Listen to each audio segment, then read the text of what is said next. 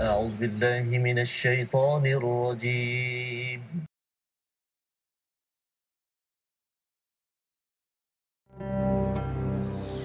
Mulianya pengorbananmu, kebaikan ranjau seru.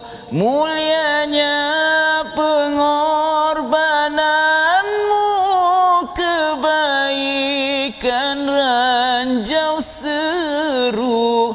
Biarpun halangan menimpa, namun dirimu tetap tabah. Biarpun halangan menimpa, namun dirimu tetap tabah. Assalamualaikum warahmatullahi wabarakatuh. Alhamdulillahirabbil alamin, wassalatu wassalamu ala asyrafil anbiya'i wal mursalin sayyidina Muhammadin wa ala alihi wa ashabihi ajma'in, amma ba'd. Apa khabar tuan-tuan puan-puan yang berada di rumah sekalian? Mudah-mudahan semuanya berada dalam keadaan yang sihat sejahtera. Bertemu kita dalam program My Hadis Time Rasulullah Suri Teladan. Kalau tuan-tuan dengarkan tadi, nasyid yang disampaikan oleh Ustaz Husaini menjelaskan, menceritakan kepada kita, mengimbau tentang perjuangan Rasulullah. Perjuangan yang sangat-sangat susah sehingga menyebabkan baginda Rasulullah SAW sendiri terluka. Bahkan sekiranya tuan-tuan perhatikan, bermulanya jihad iaitu Rasulullah pergi berperang dalam usianya yang telah lanjut iaitu 53 tahun. Tetapi baginda masih lagi tabah 53 tahun. Kalau kita tengok usia sekarang, usia manusia yang mungkin dah mungkin semakin slow sikit dia punya usaha, tetapi baginda masih meneruskan perjuangan memartabatkan Islam. Mari sama-sama tuan-tuan puan-puan kita memperbanyakkan selawat kepada Rasulullah sallallahu alaihi wasallam kerana atas perjuangan baginda menegakkan Islam, akhirnya kita hari ini boleh sampai dan menerima Islam dan dilahirkan dalam keadaan Islam. Baik, seperti biasa bersama dengan saya, pasangan saya pada hari ini. Pasangan boleh Pasangan boleh. Pasangan boleh, bukan tetamu. Jangan leleh pasangan tu, jangan lain lah. Okey, baik. Pasangan saya pada hari ini Ustaz Husaini, apa khabar Ustaz Husaini? Sihat doktor sihat ke? Alhamdulillah. Serba hitam doktor, masya-Allah. Ini orang kata hitam itu menawan. Masya-Allah. Okey, baik.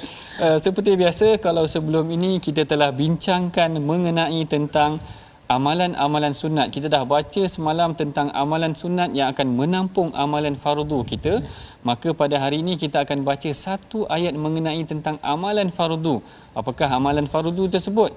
Mari sama-sama kita dengarkan dahulu bacaan Al-Quran yang akan disampaikan oleh Ustaz Husaini kita. Silakan Ustaz. Terima kasih doktor. Assalamualaikum tuan-tuan dan puan-puan yang dirahmati Allah Subhanahu wa taala. Saya harap tuan-tuan dan puan-puan bersemangat lagi insya-Allah untuk kita sama-sama menonton My Hadis Time, dan insya-Allah ini kita akan tengok muka surat 28 Suratul Baqarah, ayat yang agak famous juga, ayat 183. Sama-sama kita dengarkan. A'udzubillahi minasyaitonir rajim. Ya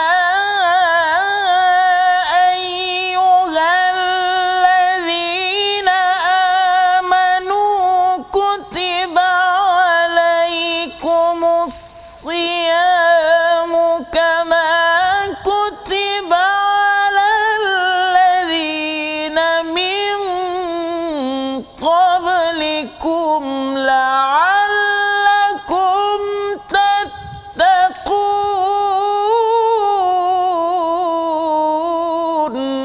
Allah. Sadaqallahul azim. Sadaqallahul azim. Baik, bacaan ayat yang walaupun dibacakan oleh Ustaz Husaini tadi adalah satu ayat yang kelihatannya agak ringkas, tetapi dia membawa satu mesej yang besar, iaitu dia membawa tentang kefarduan puasa, sehingga Allah Ta'ala kata kutiba. Kutiba ni maknanya difardukan ke atas kamu, dan objektifnya adalah la'allakum tattaqun, mudah-mudahan kamu bertakwa. Maka dalam perbincangan kita mengenai hadis yang berkaitan tentang kefarduan puasa hari ini, kita akan bacakan satu hadis tentang ganjaran orang yang berpuasa. Hadis ini adalah hadis yang diriwayatkan oleh Al-Imam Bukhari. Mari sama-sama kita perhatikan tuan-tuan. An Sahal radhiyallahu taala anhu anin Nabi sallallahu alaihi wasallam qaal inna fil jannati baban yuqalu lahu ar-rayyan yadkhulu minhu sha'imun yawmal qiyamati la yadkhulu minhu ahadun ghairuhum yuqalu ayna as-sha'imun fayaqumuna la yadkhulu minhu ahadun ghairuhum fa idza dakhalu ughliqa falam yadkhul minhu ahadan. Maksudnya daripada Sahal radhiyallahu taala anhu daripada Nabi sallallahu alaihi wasallam baginda bersabda, sesungguhnya di syurga itu terdapat sebuah pintu yang dinamakan sebagai Ar-Rayyan. Orang yang berpuasa akan masuk melalui pintu itu pada hari kiamat. Tiada sesiapa pun memasukinya selain mereka. Dikatakan kepada mereka, di manakah orang-orang yang berpuasa? Mereka pun berdiri. Tiada sesiapa yang masuk melalui pintu itu melainkan mereka, iaitu orang yang berpuasa. Apabila mereka telah masuk, pintu itu ditutup dan tiada sesiapa pun yang memasukinya lagi. Hadis ni diriwayatkan oleh Al-Imam Bukhari, yang mana hadis ni secara jelas menceritakan tentang kelebihan orang yang berpuasa itu. Perhatikan Ustaz Husaini, kalau dalam Quran Allah Taala menceritakan tentang kefarduan puasa, dalam hadis Allah Taala ada Rasulullah menceritakan pula tentang kelebihan orang yang berpuasa ni. Di hari akhirat kelak ada satu pintu khas, yang mana semua yang berpuasa, termasuklah kita semua, Ustaz Husaini semua, ada satu pintu yang dinamakan sebagai Ar-Rayyan. Apakah maksud Ar-Rayyan ini? Kenapakah Allah Taala menyeru mereka dengan pintu-pintu tersebut? Tentang perkara ini kita akan masuk secara terperinci perbincangannya tentang maksud Ar-Rayyan. Tetapi secara umumnya, kalau tuan-tuan perhatikan bagaimana hadis ini menggambarkan tentang keistimewaan orang yang berpuasa. Dalam sebuah hadis yang lain pula, Rasulullah sallallahu alaihi wasallam menyebutkan, Allah Taala sendiri bagi tahu, Allah Taala kata wa ana ajzi bih. Orang yang berpuasa ni aku sendiri yang akan beri ganjaran kepadanya. Perbincangan dengan lebih terperinci mengenai hadis ni kita akan masuk selepas daripada ini. Jangan ke mana-mana, temui kami dalam program My Hadis Time Rasulullah Suri Teladan.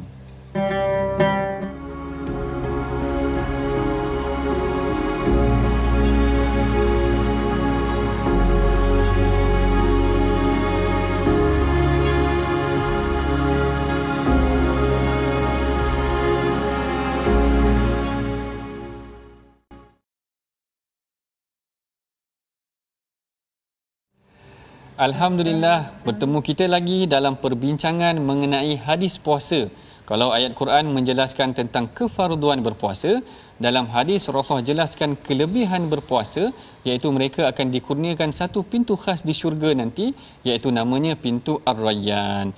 Baik, sebelum kita meneliti lebih lanjut mengenai hadis tersebut, mari sama-sama kita perhatikan siapakah perawi yang meriwayatkan hadis ni tadi. Ustaz Husaini perasan tak siapa nama perawi tadi? Baik, daripada yang doktor sebutkan tadi, nama perawi ini tadi adalah sahabat Nabi sallallahu alaihi wasallam, Sayyidina Sahal. Yang merupakan anak muda yang ketika mana wafatnya Nabi sallallahu alaihi wasallam berumur 15 tahun. Maknanya masih muda lagi, doktor. Betul. Tetapi makna katanya hadis yang diriwayatkan pun tidak banyaklah. Betul. Ya, kalau tengok Sahal ni mungkin ada yang lain-lainnya, doktor. Betul. Baik, mari kita sama-sama tuan-tuan perhatikan siapakah perawi kita pada hari ini dalam slide yang kita sediakan. Nama beliau adalah Sahal bin Sa'ad As-Sa'idi. Sahal bin Sa'ad As-Sa'idi, yang mana beliau berusia 15 tahun ketika Rasulullah wafat, maknanya sangat muda ketika Rasulullah meninggal. Yang keduanya sahabat yang terakhir meninggal di Madinah ya. Dan yang ketiganya nama asalnya adalah Hazan ni maksudnya sedih. Lalu Rasulullah ubah namanya kepada Sahal. Sahal ni maksudnya senang. Menarik ni Ustaz Husaini perbincangan mengenai ubah nama ni.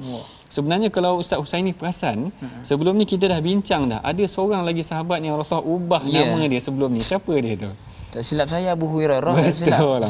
Maknanya hebat Ustaz Husaini masih lagi ingat perbincangan kita pada hari ini. Sebenarnya Rasulullah ada beberapa sahabat yang Rasulullah ubah nama dia. Salah satunya termasuklah Sahal ni tadi, namanya Hazan, Rasulullah ubah kepada Sahal. Hazan maksudnya sedih, Rasulullah ubah kepada Sahal maksudnya senang. Tak naklah bersedih, nak bersenang, senang macam tu. Kemudian Yang kedua yang kita pernah bincangkan juga sebelum ni, iaitu Abu Hurairah sendiri. Sebenarnya nama Abu Hurairah adalah Abdul Syams, iaitu hamba kepada matahari. Lalu Rasulullah kata tak sesuai nama ni, maka Rasulullah ubah kepada Abdul Rahman bin Sakhar. Nama dia sebenarnya Abdul Rahman bin Sakhar, tapi kita panggil sebagai Abu Hurairah. Bererti sebenarnya tuan-tuan, kalau nama yang diberikan oleh seseorang kepada kita tidak baik maknanya, maka boleh kita ubah sebenarnya nama tersebut, kerana Rasulullah sendiri pernah melakukannya. Baik, jadi perbincangan mengenai perawi yang kita bincangkan pada hari ini. Masuk kepada hadis yang kita bacakan tu tadi, iaitu tentang pintu syurga bagi orang yang berpuasa. Puasa ni sebenarnya memang amalan yang sangat istimewa, sehingga Allah Ta'ala sediakan kepada kita satu pintu yang dinamakan sebagai Rayyan. Satu pintu yang dinamakan sebagai Rayyan, yang sebelum tu suka untuk saya ingatkan kepada tuan-tuan, sebenarnya dalam syurga ni akan ada banyak pintu. Perkara ni sebenarnya Allah Ta'ala sebut dalam surah Ar-Ra'd, yang mana Allah Ta'ala kata, a'udzubillahi minasyaitonirrajim, jannatu 'adnin yadkhulunaha wa man salaha min abaihim wa azwajihim wa dhurriyyatihim wal malaikatu yadkhuluna 'alaihim min kulli bab. Iaitu Allah Ta'ala menceritakan daripada surah Ar-Ra'd ni, menggambarkan bahawa mereka akan masuk, ataupun golongan yang beriman ni akan masuk ke dalam pintu-pintu syurga mereka, iaitu menggambarkan kepada kita bahawa sebenarnya pintu syurga ni ada banyak.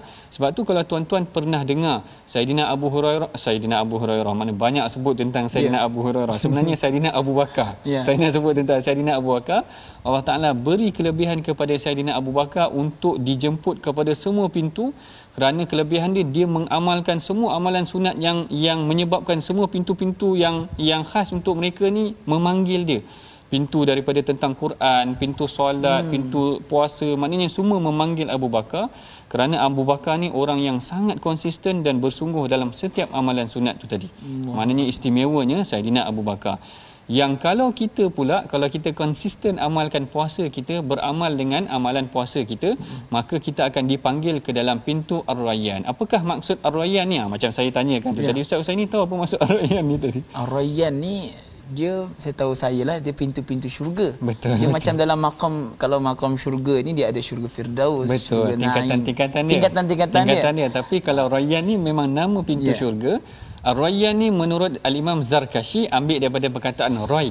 Ray ni maksudnya adalah yang tidak haus. Maknanya Rayyan ni pintu yang kalau dimasuki tidak haus, ataupun sebenarnya gambaran orang yang berpuasa. Bila puasa ni sebenarnya kita lebih pada haus, betul tak? Maksudnya kita tak nak sangat makan tu, tapi kita terasa haus sangat nak minum je. Jadi Allah Ta'ala gambarkan dalam syurga nanti kamu akan diberikan pintu yang mana pintu ni tidak akan haus buat orang yang berpuasa, menggambarkan tentang kelebihan mereka yang berpuasa ni tadi. Kemudian juga sebab itulah dinamakan sebagai Ar-Rayyan, kerana kelebihan orang yang berpuasa Allah Ta'ala berikan dia pintu khas buat mereka. Macam tu juga kalau kita perhatikan dalam hadis tadi, Allah Ta'ala menceritakan tentang golongan ni, maknanya kalau pintu tu dah dimasuki oleh golongan ni, dia akan ditutup. Maknanya orang lain dah tak boleh nak masuk pintu tu dah. Maknanya dia khas untuk orang yang berpuasa. Untuk yang berpuasa. Istimewanya Ustaz Husaini puasa hari ni, mudah-mudahan diterima Allah dan kita dikurniakan ke pintu Ar-Rayyan, pintu yang khas buat orang yang berpuasa. Selain daripada pintu Ar-Rayyan ni, dalam sebuah hadis yang lain juga menceritakan tentang bukan sahaja pintu ni dikhaskan buat orang yang berpuasa, bahkan Allah Ta'ala sendiri yang memberikan ganjaran khas buat orang yang berpuasa. Perbincangan selanjutnya kita akan sambung selepas daripada ini. Jangan ke mana-mana, temui kita dalam program My Hadis Time Rasulullah Suri Teladan.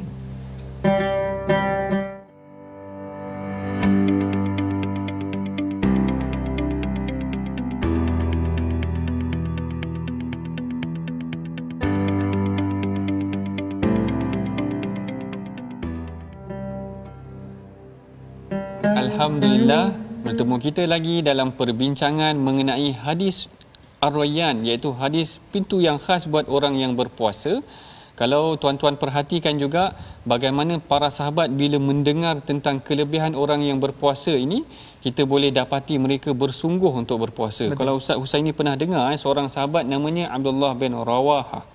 Abdullah bin Rawahah ni adalah seorang sahabat yang diriwayatkan kalau tak silap saya oleh Saidina Abu Darda, yang mana kalau mereka maknanya para sahabat pergi keluar bermusafir, mereka semua berada dalam keadaan yang tidak berpuasa melainkan 2 orang sahaja yang dia dapati berpuasa, iaitu kadang-kadang Rasulullah dan juga Saidina Abu Abdullah bin Rawahah. Abdullah bin Rawahah ni diceritakan dalam satu perjalanan yang sangat panas, sehingga kan sebahagian sahabat mula meletakkan tangan di atas kepala mereka, maknanya di syiddati har, digambarkan dalam hadis kerana terlalu panas. Bayangkan tuan-tuan, di padang pasir di negara Arab sangat panas, tetapi dia mendapati Saidina Abdullah bin Rawahah masih lagi berpuasa.